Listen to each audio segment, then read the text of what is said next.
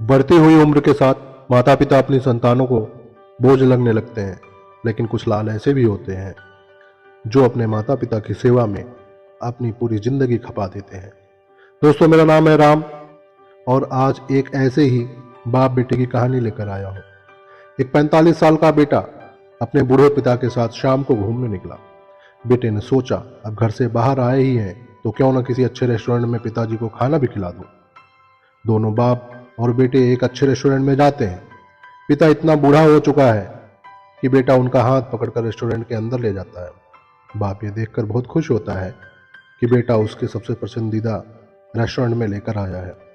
किसी वक्त बाप इसी रेस्टोरेंट में अपनी पत्नी और बच्चों के साथ खाना खाने आता था। बाप खुशी में अपने बेटे को बताता है, ये वही रेस्टोरेंट है जहां मैं तुम्हें और तुम्हारी माँ को लेकर आता था। बेटा कहता है, मुझे याद है पिताजी, इसीलिए मैंने सोचा आज इसी रेस्टोरेंट में खाना खाया जाए। बेटा अपने पिता की सबसे पसंदीदा डिश यानी कि शाही पनीर ऑर्डर करता है। दोनों खाना शुरू करते हैं। क्योंकि पिताजी बहुत बूढ़े और कमजोर हो चुके हैं, कुछ खाना उनकी कमीज और पैंट पर भी गिर जाता है। ये देखकर रेस्टोरेंट में बैठे सभी लोग उस बूढ़े को घूरने लगते हैं। सभी सोचते हैं इसे खाना भी नहीं आता है, लेकिन उस बूढ़े बाप और उनके बेटे को कोई फर्क नहीं पड़ता। बेटा बड़े आराम से अपना खाना खाता है और अपने पिता के खाने का इंतजार करता है। जब पिता अपना खाना खत्म कर देते हैं तो बेटा बड़े आराम से अपने पिताजी का हाथ पकड़कर उनको वॉशरूम में लेकर जाता है और कपड़ों पर लगे दाग साफ करता है। दाग साफ करने के बाद बेटा पिता के बालों में कंघी भी फेरता है। जब दोनों वॉशरूम से बाहर आ जाते हैं तो रेस्टोरेंट में बैठे सभी लोग उनको घूरने लगते हैं।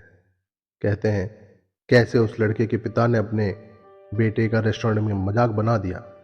बेटा बिना किसी की परवाह किए बिल देने जाता है। बिल देकर जब वो दोनों रेस्टोरेंट से बाहर जाने लगते हैं तो एक बूढ़ा व्यक्ति उस लड़के की हाथ पर पीठ रखता है और कहता है, सुनो बेटा, तुम्हें नहीं लगता कि तुमने इस रेस्टोरेंट में कुछ छोड़ दिया है? बेटा इधर उधर देखता है और कहता है, नहीं सर, मैंने कुछ नहीं छोड़ा। वो बूढ़ा इंसान फिर बोलता है, नहीं, तुम इस रेस्टोरेंट में कुछ छोड़ कर जा रहे हो, और वो है इस रेस्टोरेंट में बैठे लोगों के लिए एक सीख। बेटा, तुम यहाँ बैठे हर एक बेटे के लिए एक सीख छोड़कर जा रहे हो और हर एक पिता के लिए उम्मीद। मैंने आज तक ऐसा नहीं देखा कि कोई बेटा अपने पिता की इतने दिल से सेवा करता हो। अपने पिता के जैसे तुम सेवा कर रहे हो वो देखकर मेरी भी आंखें नम हो गई हैं, और तुमने मेरे अंदर एक उम्मीद जगाई है कि शायद मेरा बेटा भी इसी तरह मेरी सेवा करे। धन्य है तुम्हारे माँ बाप जिन्होंने तुम्हें इतने अच्छे संस्कार दिए। बेटा भी में खूब तरक्की करो और हमेशा खुश रहो। उस बूढ़े आदमी ने उस बेटे को आशीर्वाद दिया और अपनी जगह पर बैठ गया, और ये सब देखकर उस बेटे के पिता का सीना गर्व से चौड़ा हो गया। दोस्तों, इस भाग दौड़ भरी जिंदगी में हम लोग इतने व्यस्त हो गए हैं कि अपनों के लिए वक्त ही नहीं निकाल पाते।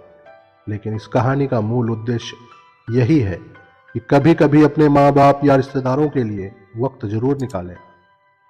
उनकी दुआएं आपको जिंदगी में आगे बढ़ाने का काम जरूर करेंगी, और जो उन्हें खुशी मिलेगी उसका आप अनुमान भी नहीं लगा सकते। अगर आपको ये पिता और पुत्र की कहानी अच्छी लगी हो तो शेयर करना न भूलें।